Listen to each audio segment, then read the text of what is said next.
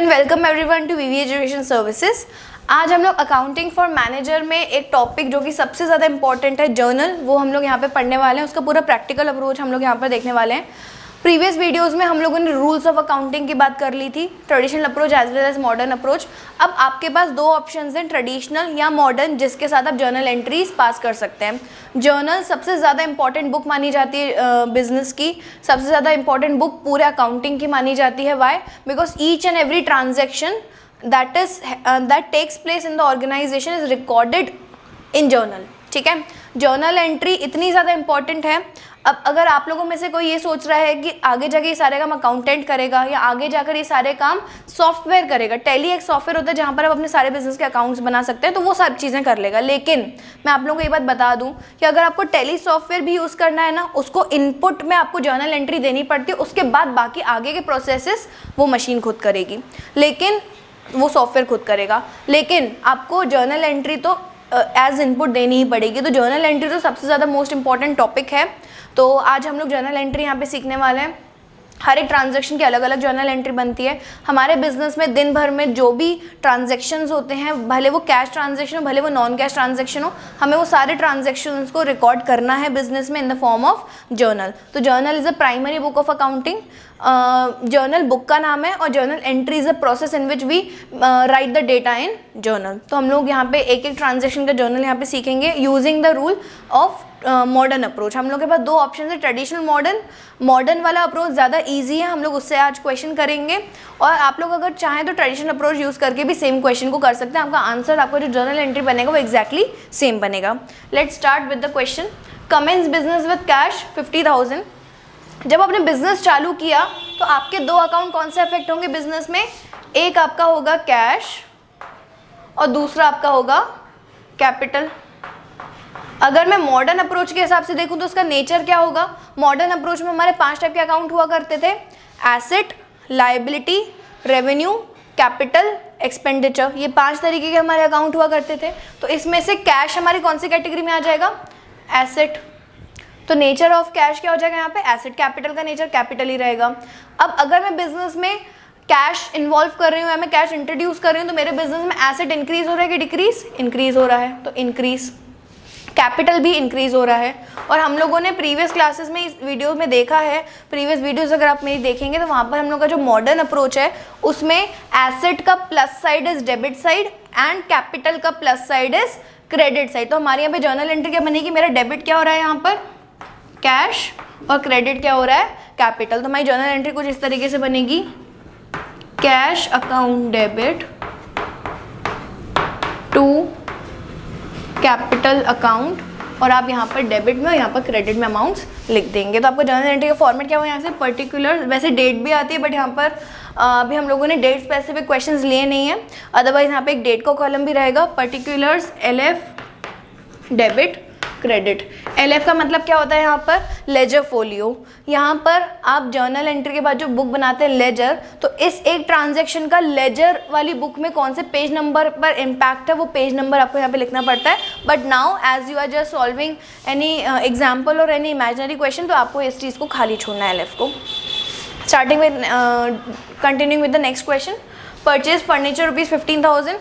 जब आप बिजनेस में फर्नीचर परचेज करते हो तो एक अफेक्ट, जो अकाउंट अफेक्ट होगा वो एक होगा आपका फर्नीचर खुद और एक होगा कैश। अब काफ़ी सारे लोग यहाँ पे कंफ्यूज हो जाते हैं, फर्नीचर की जगह परचेज लिख देते हैं। अब यहाँ पर एक रूल आपको नोट करने की ज़रूरत है। जो परचेज वर्ड है इन जर्नल एंट्री, हम लोग वो काय के लिए यूज़ करते हैं? वो सारी चीज़ें जो रीसेल पर्पज़ के लिए होती हैं। हम सिर्फ परचेज वर्ड और सेल वर्ड सिर्फ उन चीज़ों के लिए यूज़ करते हैं जो बिजनेस में रीसेल पर्पज़ के लिए होती हैं। जैसे कि हम लोग के गुड्स जो हम लोग परचेज या सेल करते हैं, ठीक है? Purchase goods, furniture and cash. कौन से दो अकाउंट इफेक्ट हो जाएंगे हमारे? Furniture and cash. Furniture being asset, उसका नेचर क्या हो जाएगा? एसेट। और कैश जो है वो भी एसेट है। अब यहाँ पे दोनों नेचर में क्या आ जाएगा? Asset asset. नाउ अगर मैं देखूँ यहाँ पे, तो जब मैं बिजनेस के लिए फर्नीचर खरीदती हूँ तो फर्नीचर क्या होगा? Increase.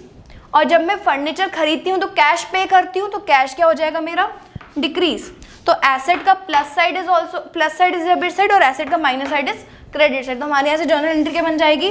Furniture account debit to cash account,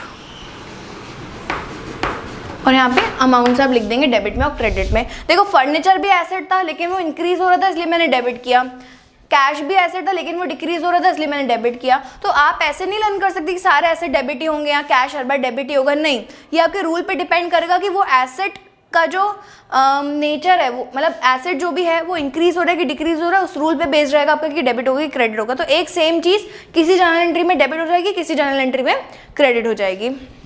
moving on to next question, purchase goods worth ₹5,000। Now यहाँ पर अब मेरा आया है गुड्स। अब गुड्स परचेज करें तो उसके लिए वर्ड क्या यूज़ करेंगे, परचेज। तो एक मेरा अकाउंट अफेक्ट होगा परचेजेस और दूसरा मेरा अकाउंट अफेक्ट होगा कैश। अब परचेजेस क्या है, एक्सपेंस, ठीक है। देखो गुड्स को गुड्स नहीं लिखना है, जब हम लोग जर्नल एंट्री पास करते हैं तो गुड्स के लिए we can use only two words, either purchase और सेल। तो अभी हम लोग यहाँ पे गुड्स को परचेज कर रहे हैं, परचेजेस आर एक्सपेंस, और नेचर में क्या जगह यहाँ पे एक्सपेंस, और कैश तो हमारा होता ही एसेट है। तो एक्सपेंस इंक्रीज हो रहा है कि डिक्रीज, अगर हम लोग गुड्स परचेज कर रहे हैं तो हमारा एक्सपेंस बढ़ रहा है, ठीक है, और हमारा कैश ऑब्वियसली कम होगा बिकॉज आप जब गुड्स खरीदोगे तो यू विल पे कैश, तो कैश आपका कम हो रहा है। तो एक्सपेंसेस जब बढ़ते हैं तो होते हैं डेबिट, तो आपकी जर्नल एंट्री क्या बनेगी यहाँ पे, purchase account debit to cash account, why, because you are paying cash. तो इस तरीके से आपकी जर्नल एंट्री बन जाएगी। नेक्स्ट, गुड्स सोल्ड ₹3,000, यहाँ पे आप गुड्स सेल कर रहे हैं तो यहाँ पे दो अकाउंट कौन से इफेक्ट होंगे। अब देखो गुड्स के लिए मैंने बताया था दो ही वर्ड हम यूज करते हैं, यहाँ तो परचेज यहाँ तो सेल, यहाँ पे सेल हो रहे हैं गुड्स तो हम लोग वर्ड यूज करेंगे सेल। और जब आप गुड्स सेल करेंगे तो आपको क्या मिलेगा, कैश इन रिटर्न, तो आपका दूसरा अकाउंट हो जाएगा cash. Cash is your asset, sale is your revenue, ठीक है, sale is your revenue. Asset बढ़ रहा है कि कम हो रहा है, बढ़ेगा, वाई, बिकॉज आप गुड्स सेल कर रहे हो तो यू विल गेट कैश, और आपकी सेल्स भी बढ़ रही है यहाँ पर, लेकिन सेल्स का बढ़ना, रेवेन्यू का बढ़ना इज क्रेडिट एंड कैश का बढ़ना इज डेबिट। तो आपकी जर्नल एंट्री यहाँ से क्या बन जाएगी, cash account debit to sales account, ठीक है। Moving on to last question, paid salary worth ₹2,000। जब आप सैलरी पे करते हैं तो अकाउंट कौन से इफेक्ट होंगे आपके, एक सैलरी एक cash. Salary is your expense, cash is your asset. जब आपका एक्सपेंस बढ़ता है तो वो होता है डेबिट, जब आपका कैश कम होता है तो वो होता है क्रेडिट। तो ऐसे जर्नल एंट्री बन जाएगी आपकी, salary account debit to cash account. तो इस तरीके से आपको रूल्स सारी चीज़ें प्रॉपरली यूज़ करके आपकी फाइनल जर्नल एंट्री बनेगी।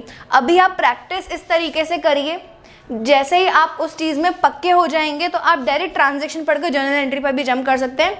ये जो आपकी तीनों स्टेप्स है ना, ये आपकी हो जाएंगी माइंड में ही। ज़रूरी नहीं कि आप हर बार इतना लॉन्ग प्रोसेस फॉलो करें।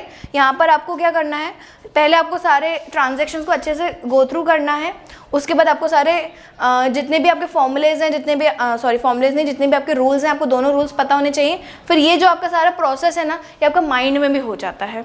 तो आपका ऑब्जेक्टिव जर्नल एंट्री बनाना था, लेकिन अभी आप सीख रहे हो तो you should follow this long procedure. जैसे आप 2-3 क्वेश्चन ऐसे सॉल्व करोगे, आपकी जो है डायरेक्ट जर्नल एंट्रीज बनना स्टार्ट हो जाएंगी। I hope all the 5 transactions are clear to you. Thank you for watching the video.